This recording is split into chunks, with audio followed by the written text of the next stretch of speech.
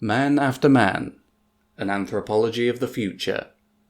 Written by Dougal Dixon, with illustrations by Philip Hood.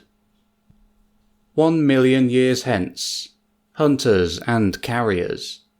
The leader starts from his sleep because his carrier is uttering grunts of alarm.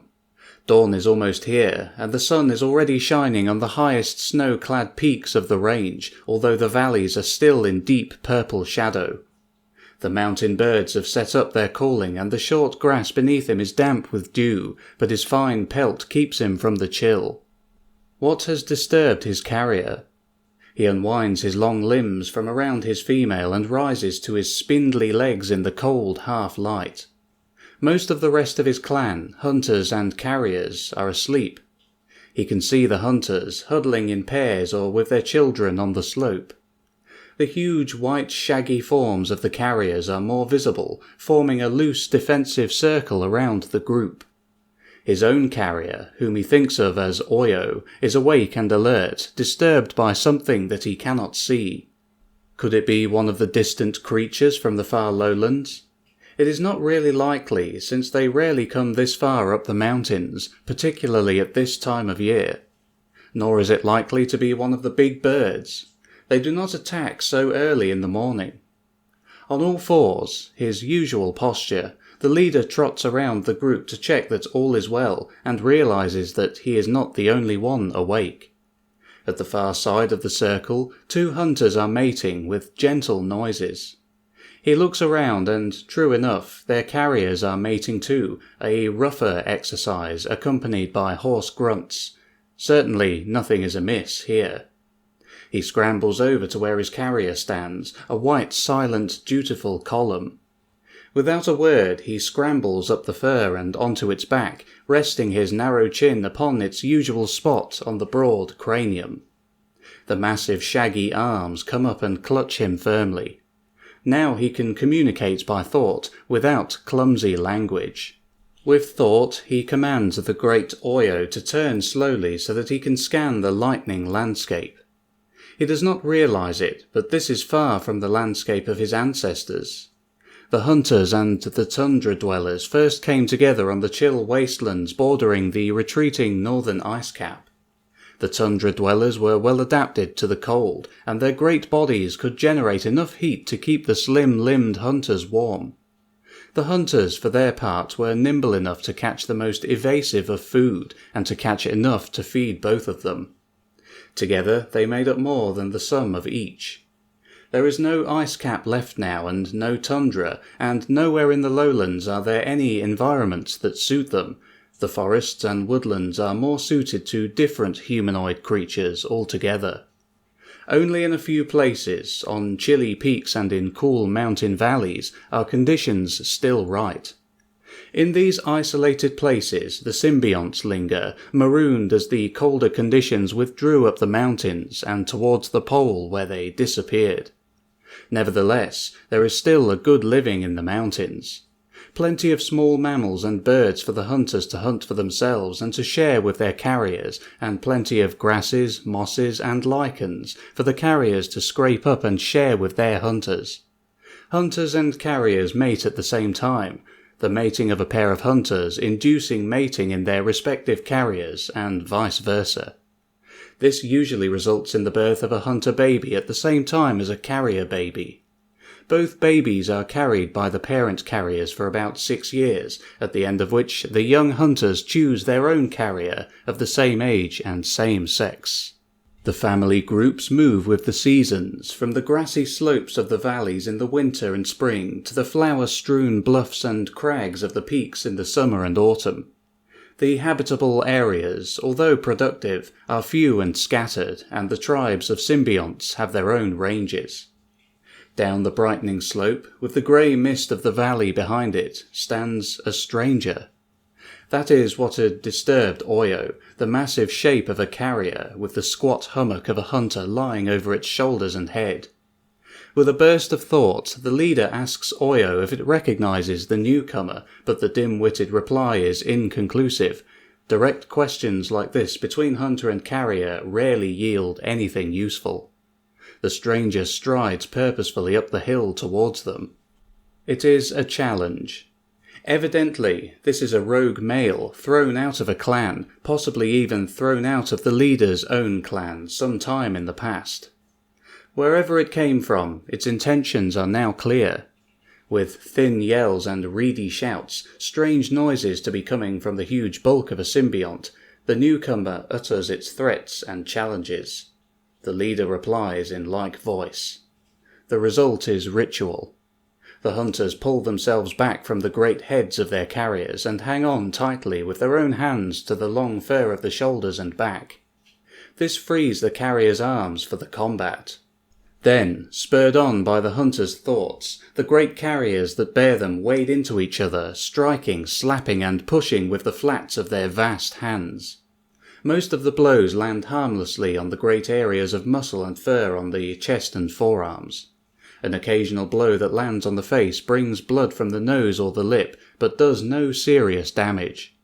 This sparring will continue until one of the combatants, usually the attacker, tires and runs away, or else falls over, separating hunter from carrier. On this occasion, the combat is quite predictable.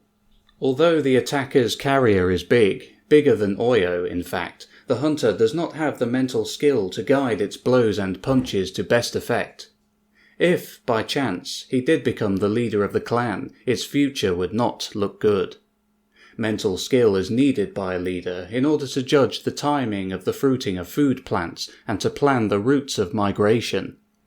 This time, however, the leader's mental agility is not proving to be enough to counteract the strength of the attack. Oyo is cringing in pain from the bruises and cuts from the blows which the opponent's carrier is hammering down with particular ferocity. The sharpness of the pain and fear is picked up by the leader through the same nerves and ganglions along which he gives Oyo his orders. It is no good. He is going to have to step down.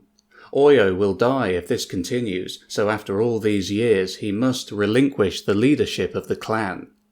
He had not anticipated anything like this.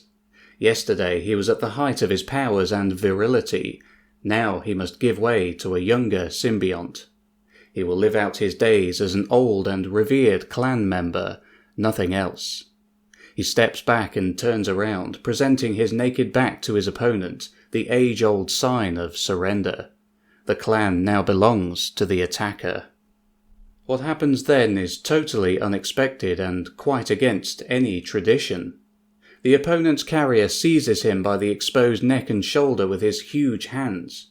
Strange thoughts and emotions burst through him from the contact with his enemy, thoughts of rage and hate and uncontrolled violence from the carrier, unchecked by the feeble commands of the controlling hunter.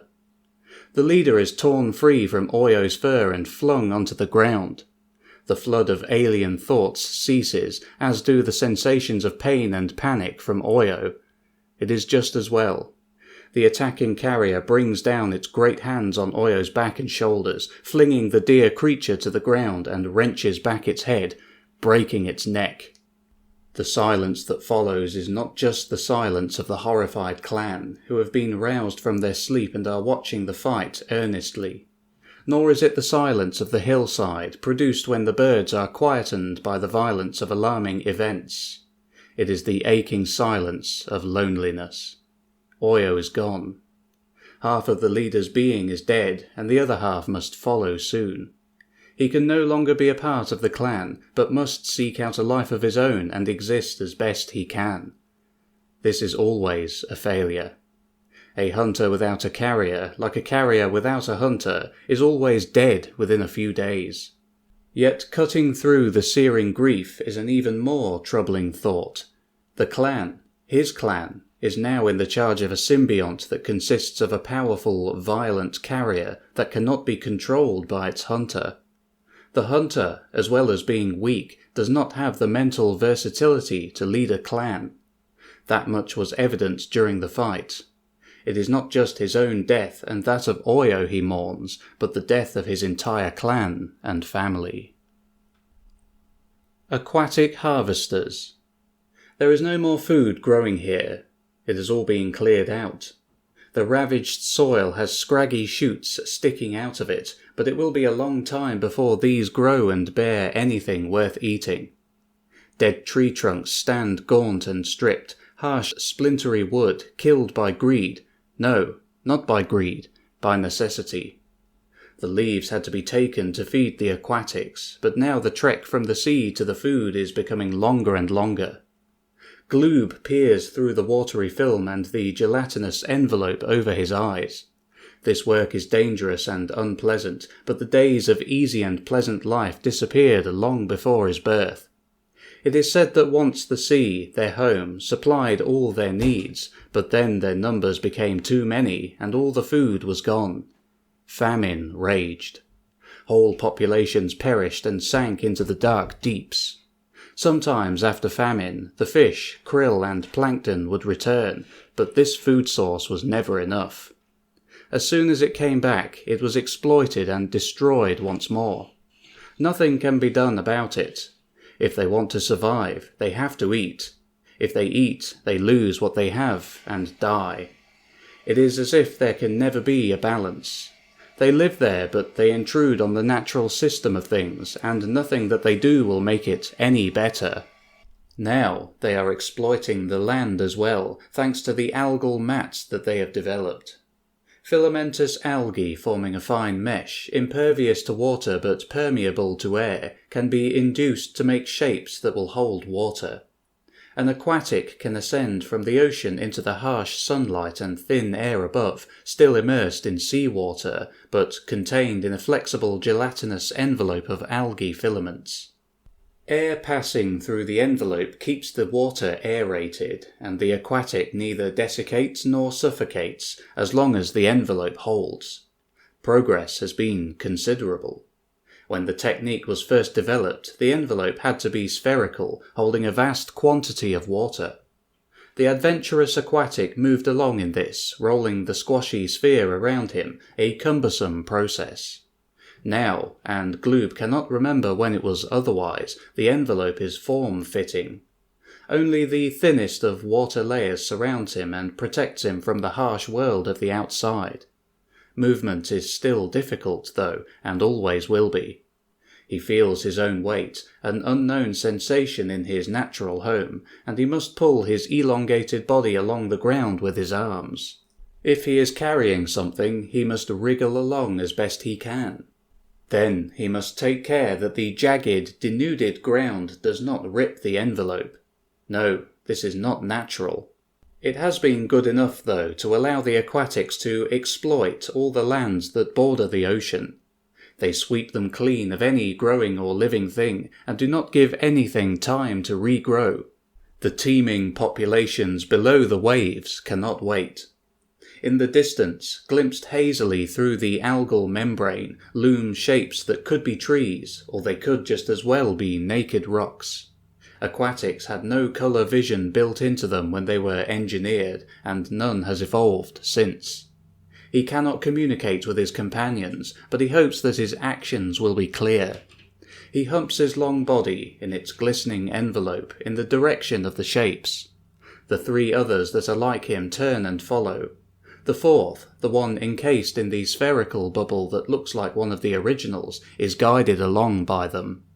It is he who will enfold and carry home any food that they find. They are travelling up a slope, which is not good. Distance from the sea is one thing, but height above its surface is another matter altogether. The aquatics live happily with the pressures experienced in the top layers of the ocean, but they are under considerable strain when exposed to the reduced pressures above the surface. To go any higher would produce all sorts of unwelcome effects in their tissues. An abrupt contour line, above which vegetation grows freely in many parts of the world, marks the limit of aquatic exploitation. Beyond this contour line live the land people, strange beings who neither understand nor tolerate the aquatics.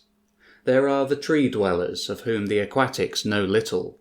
They keep themselves in the branches away above.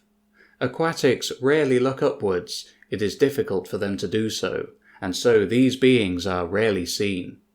Then there are the ground dwellers. Savage and hostile, they feed in the undergrowth and the long-growing vegetation, the very materials that the aquatics harvest. Gangs of them have been known to burst out of hiding and set themselves upon harvesting groups, tearing at their protective membranes with claws and teeth, and sometimes inflicting some damage. There is also the massive compound being, a huge basic creature, bloated and misshapen, lumbering through the forests with 4 or 5 spindly little figures attached to it, embedded in it, seeming to live off its flesh. These beings cause no trouble. In fact, they sometimes blunder out into harvesting parties where they are particularly vulnerable. In the open, they are easily brought down, and the moving reef of flesh can be killed by blows from an agile aquatic or drowned by being dragged within a membrane. The small attached creatures, tiny wizened bodies with spindly crab-like legs and enormous mouths, become strangely pathetic without their mount and scuttle clumsily for cover. There is good eating on the fat creature, and it is always borne back to the sea as a prize. Finally, there are the fighters, which are a menace, because they seem quite at home on the devastated areas left behind after harvesting. Their home is in the drier parts of the land masses, where little grows anyway. They are organized, and many dozen can attack at once, moving as a single entity as if controlled by a single mind. Their forelimbs are cruel cutting weapons that can slice through a living membrane with a blow and kill the aquatic inside, so this time it is the aquatics who are the prey, and their wet, dead bodies are dragged away to the fighters' citadels. Of late, the attacks have been so organized that it is evident that the skirmishes are no longer defensive. Parties sally out with the firm intention of capturing and killing the harvesting aquatics.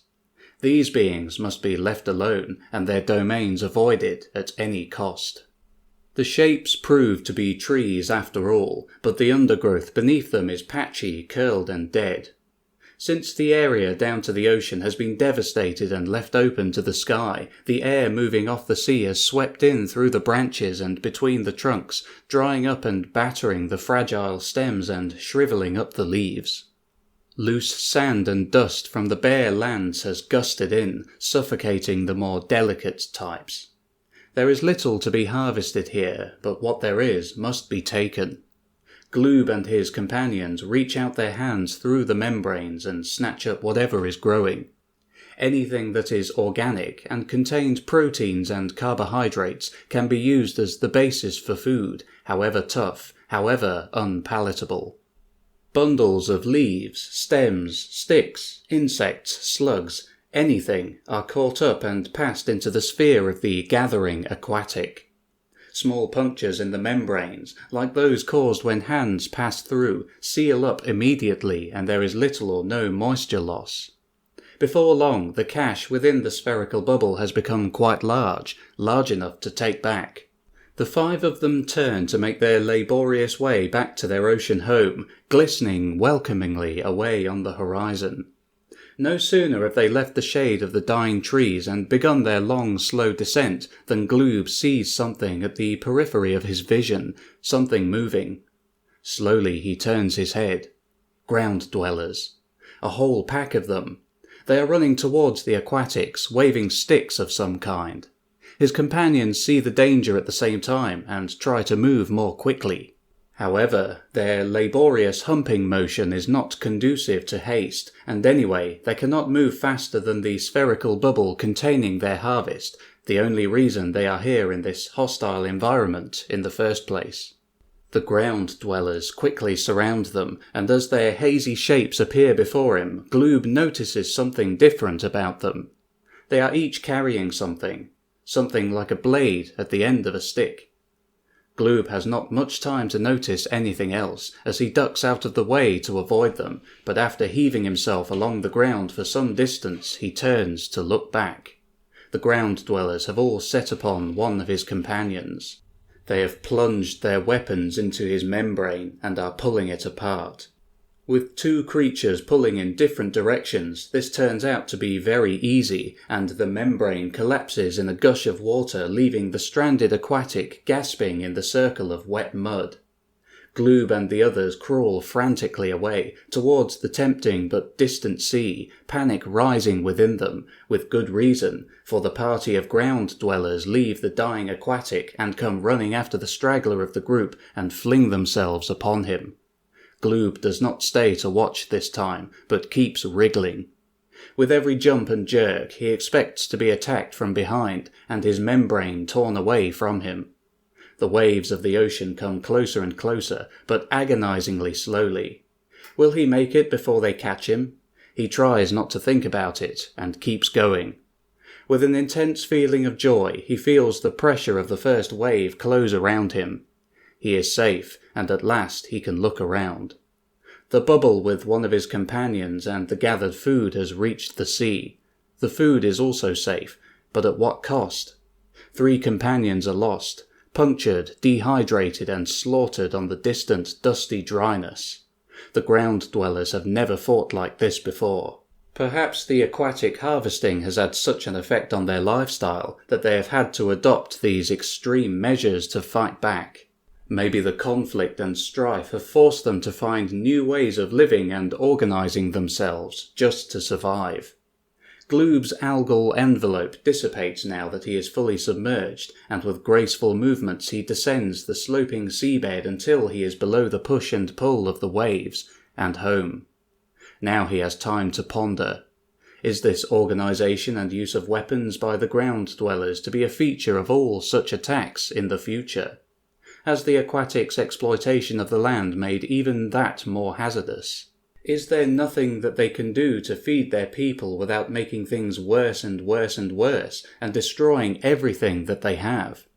Is this to be the continuing fate of intelligent life above and below the water?